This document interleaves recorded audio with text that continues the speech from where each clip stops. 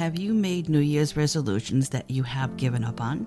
How about changing your mindset of instead of adding things to your list, you subtract things from your life that no longer work? Let's explore the possibilities as we continue healing our kindred spirits.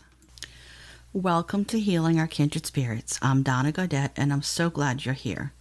Today we're exploring a topic that resonates deeply with so many of us: letting go and releasing what no longer works for you in your life. As the new year begins, we're often tempted to set lofty resolutions, and for many of us, myself included, it's not always easy or attainable. Studies show that most of us will abandon our resolutions by the third week of January. But what if the most transformative thing that you could do this year isn't about what you add, but what you let go? Letting go of old habits, unhealthy relationships, guilt, or even outdated beliefs can weigh us down. I have learned through experience that letting go of what no longer serves our highest good at any point in our life can actually be one of the most loving things that we can do for ourselves and others.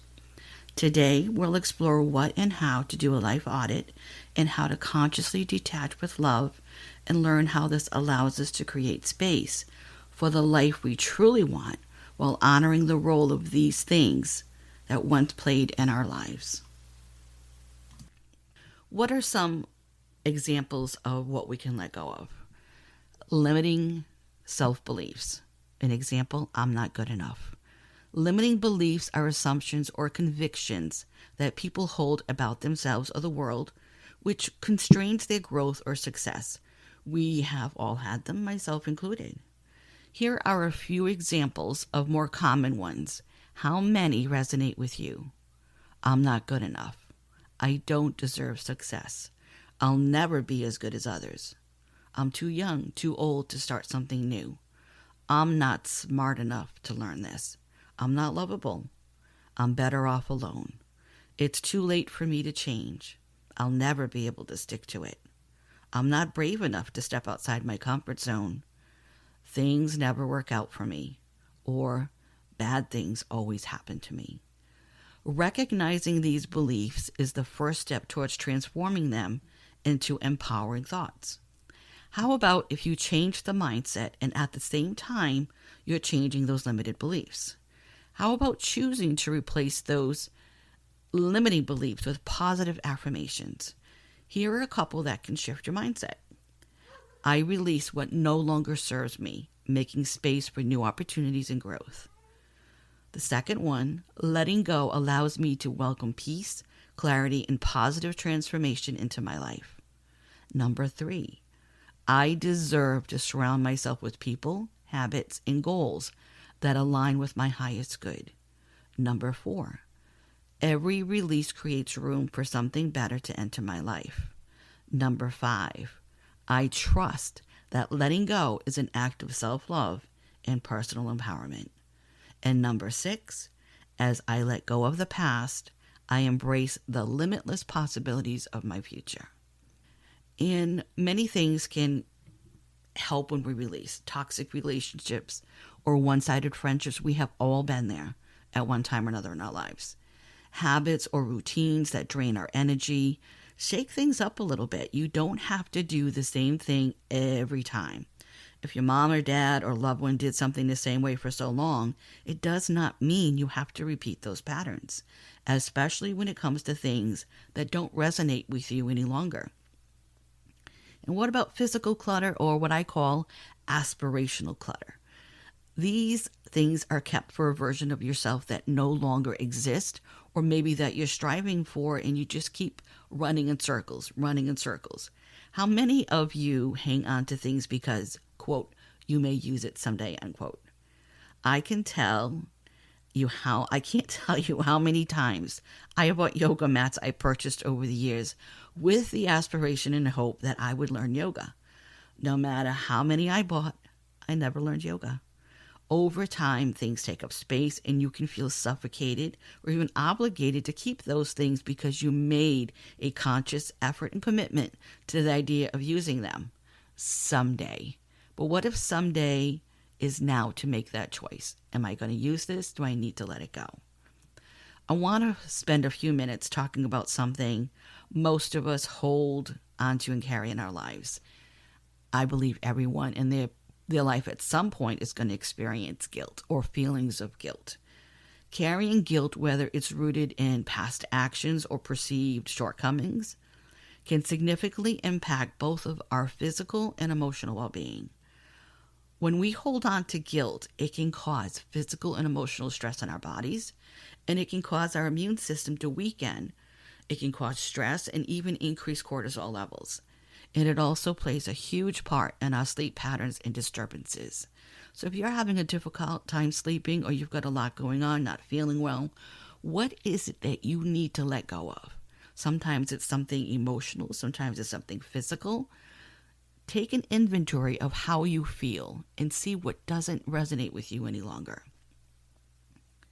Some of the emotional effects of holding on to guilt is shame and low self-esteem and self-worth.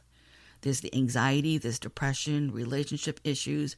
That can even lead to us becoming what I call perfectionists, which can really be detrimental to our health all the way around when we're trying to constantly right or wrong. If you're constantly trying to be perfect because you don't want to make a mistake, you don't want to relive that mistake, you don't want to make a mistake again, we can become self-proclaimed perfectionists. And perfectionism kills creativity. Remember that. Perfectionism kills creativity. So how can we effectively release or get past those feelings of guilt? You want to identify and acknowledge the sauce.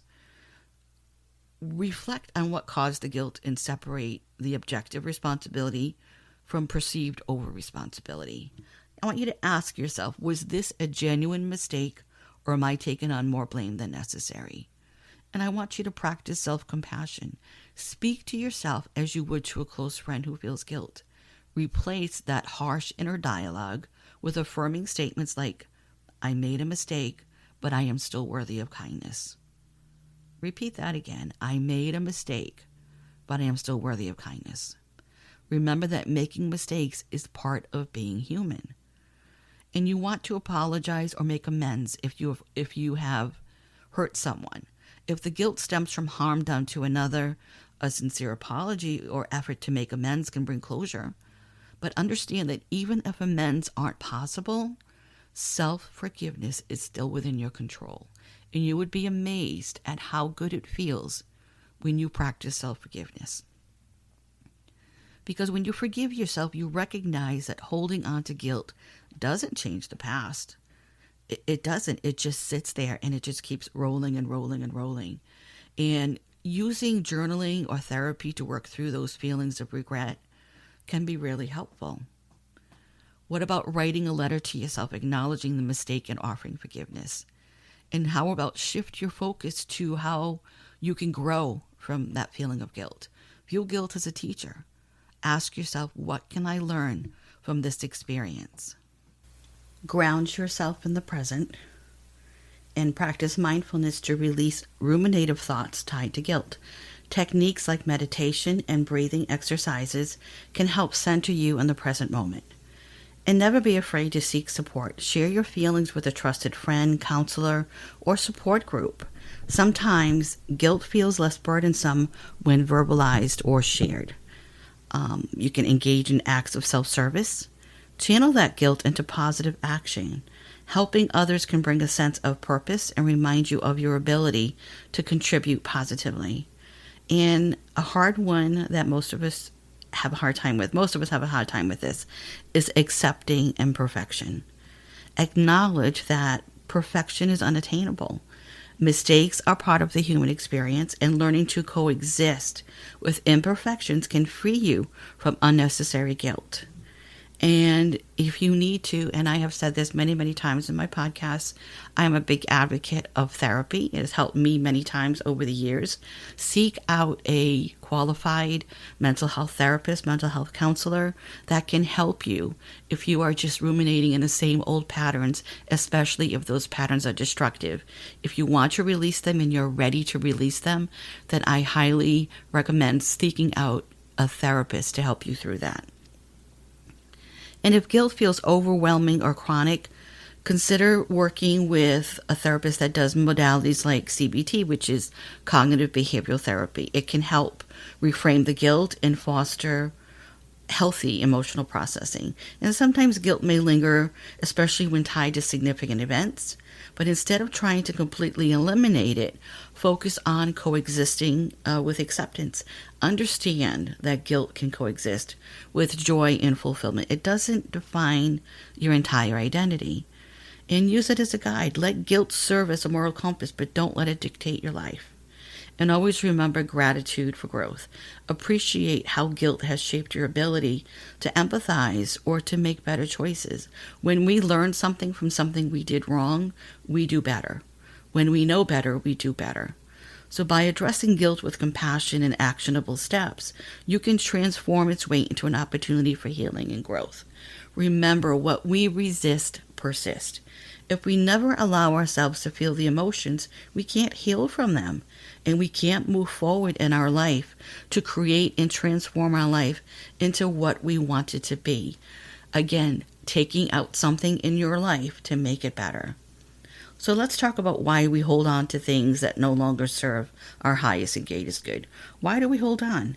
We hold on to things or emotions that no longer work for us or aligned with us in the stage of our life because we find comfort in the familiar, whether it's a habit, a relationship, or even physical possessions. Familiarity gives us a sense of safety. It's not that we're lazy or unmotivated, it's that the brain is wired to seek predictability. Even when the familiar becomes unhealthy or limiting, it feels easier to hold on than let go. From personal experience, I have done this many times in my life. It's like, how many times do I have to hear it, see it, feel it in order to be able to do something about it or to let it go? And holding on to what's familiar feels safe, even when it's not good for us. But there's beauty in release. That is where transformation begins. Again, we talked about guilt and then this fear. We often feel guilty about letting go, especially if it involves relationships or friendships or sentimental items. There's this voice in our head that says, but you've invested so much time. Or what if you need this again someday? But letting go isn't about failure, it's about growth and recognizing when something has served its purpose. Many times in our life, we are tasked with removing physical things from our life, such as decluttering or even clearing out a loved one's belongings after they passed, or even just feeling like we need to declutter our own life. How much better do you feel when you can clean a closet, clean out a junk drawer, or just get rid of things you no longer need? And many people have put the Marie Kondo method of letting go of things into perspective. For an example, Marie Kondo is an organizing consultant. She's an author, a TV personality, and she's best known for her philosophy of tidying up and using her KonMari, KonMari method. Her philosophy revolves around the idea that tidying is not just about decluttering physical spaces, but about transforming your mindset and lifestyle. At its core, it focuses on keeping only the items that, quote, spark joy, unquote, and letting go of those that no longer serve a meaningful purpose in your life. And we have to ask ourselves, what are you willing to let go of in your life that no longer sparks joy? Is it a relationship, a friendship, a job, place where you live? Is it situations in your life that are no longer for your highest and greatest good? Only you can answer those answers honestly when you sit with how it makes you feel. And many times in my life, I have had to make the tough decision of letting go of something that I either fought so hard to attain or achieve or invested so much of myself into that you think it's easier to keep going instead of letting it go. I can't tell you how many times I have done this in my life.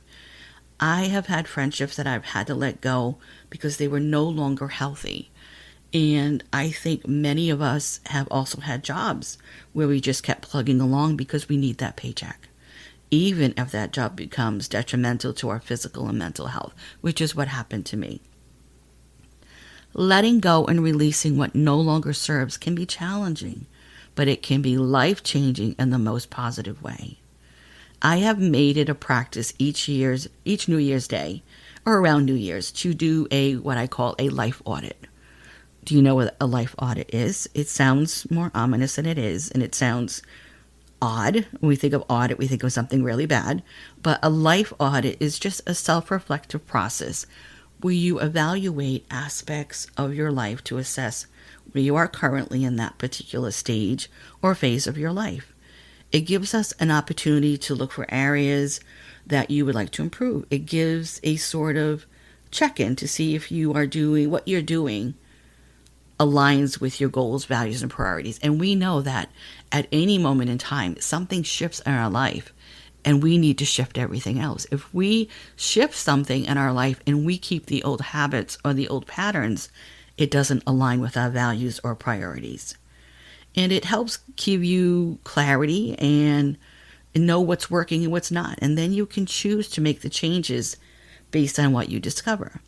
Of course, just doing the practice of looking at the changes and not doing anything about it, of what you need to change, isn't going to work unless you put intention and action behind it. It's not a wish list to the universe and say, okay, I want this to happen, boom, let it happen. It doesn't work that way. There's no magic fairy dust that's going to come down and make it happen. You have to put action behind those intentions in order for things to change. For example, if you're not happy with your job, what can you do about it? Most of us would say, I can't leave until I find something suitable and equitable, which for most of us, that would be our default response. But what are you doing to actively make the change happen? We can complain 6 days to Sunday, but unless we're willing to do something to change it, it's not going to change. Are you seeking out opportunities? Are you polishing up your resume? Maybe you want a totally different job or career. What steps can you take to achieve that goal? Put it in little bite-sized steps. It doesn't have to be a major life plan, but little steps that are actionable that you can do a little at a time.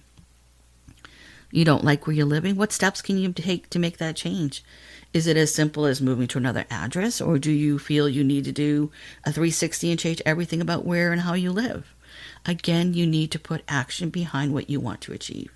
It's not always easy, but most things that are important to you usually take a lot of effort over time. And what are some of the benefits of letting go? A few come to mind. Mental and emotional freedom. You have room for new opportunities. When we let go of what no longer aligns with us or who we are, we create space for what does. Let me repeat that again. When we let go of what no longer aligns with who we are, we create space for what does. And then we have mental and emotional freedom. Letting go reduces the weight we carry, both mentally and emotionally. It can clear space for peace, creativity, and give us an opportunity for connection. Imagine decluttering your closet. When you remove what no longer fits, you create room for what truly belongs. And what about holding on to habits? Holding on to habits or unresolved relationships drains your energy. We've all been there, myself included. Releasing them allows you to direct or redirect that energy towards something meaningful, whether it's a passion or a healthier relationship or simply just for your well-being. And we always need to know, how do we make that happen? So some steps to release of what no longer serves you is awareness. Identify what feels heavy or out of alignment. And that's number one. Number two, acceptance. Acknowledge the role it played and why it's time to let it go. Number three, action. Create rituals for release, journaling, donating, or simply saying goodbye in your mind. And number four, reflection. How do you feel after releasing? What do you want to welcome into this new space?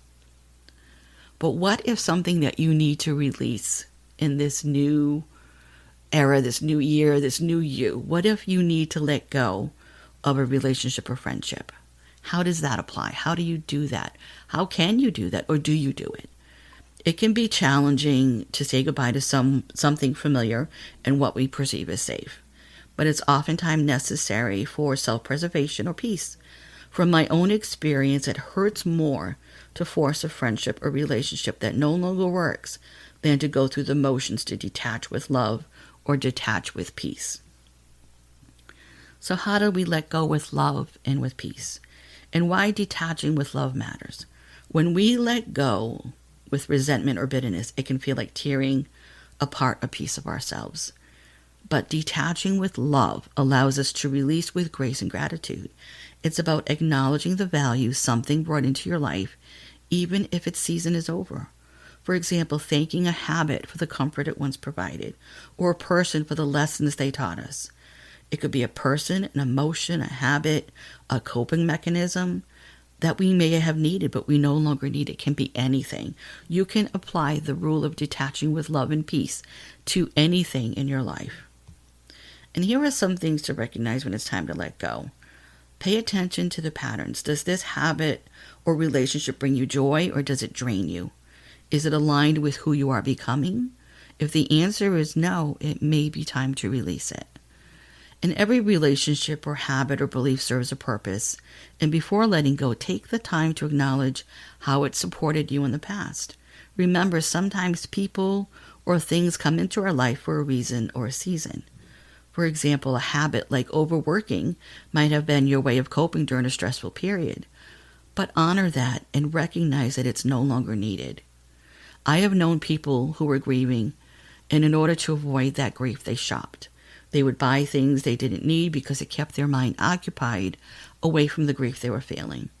It was an emotional high, a boost, and it was an unhealthy coping mechanism. But although fleeting, it filled the void for them of missing their loved ones and dealing with the sadness of their loss. And through some spiritual life coaching, we had many conversations about how they use that behavioral practice as a crutch to avoid facing their grief. I then encourage them to seek out a qualified mental health therapist. And what about gratitude? It should go without saying, but I'm going to repeat it. Everything we do in our life should have a component of gratitude. So even while releasing, we should also practice gratitude. It's important to mention that when we do this life audit, it's vital to feel and show gratitude. Maybe you were using a certain behavior as a crutch to get you through a difficult time in your life, but have gratitude for what it showed you. Even if it was on a negative playing field, it supported you at a time when you needed it in your life. And when we know better, we do better. So when you know better, you will do better. And acknowledge how it helped you and let it go by letting it know you're grateful for the experience. And setting boundaries. Setting boundaries with compassion is sometimes challenging, especially if you're letting go of a relationship. Detaching with love doesn't mean cutting someone off abruptly. It means setting boundaries that protect your energy while wishing them well. For example, instead of ghosting, have an honest, kind conversation about why you need space or why you both need to move on. And with myself personally, I find that there are some rituals for closure.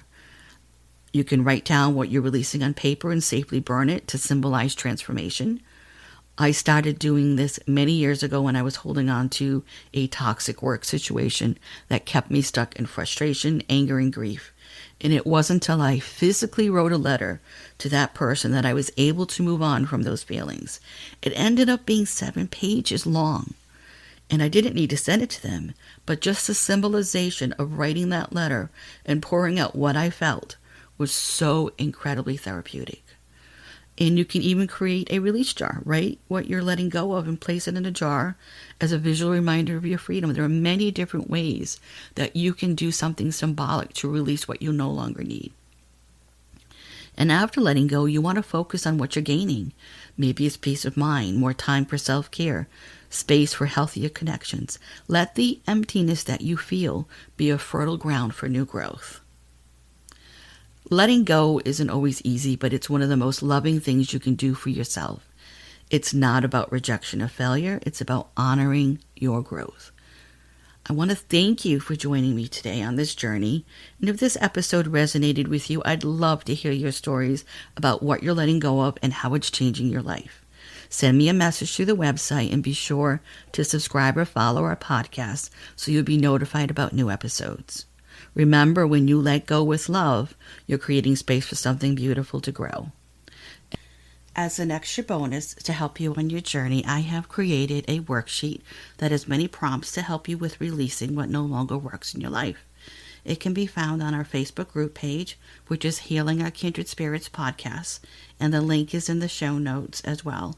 If you would prefer me to email it to you, please send me an email at healingourkindredspirits@gmail.com. Until next time, take care of yourselves and keep making space for the life that you love.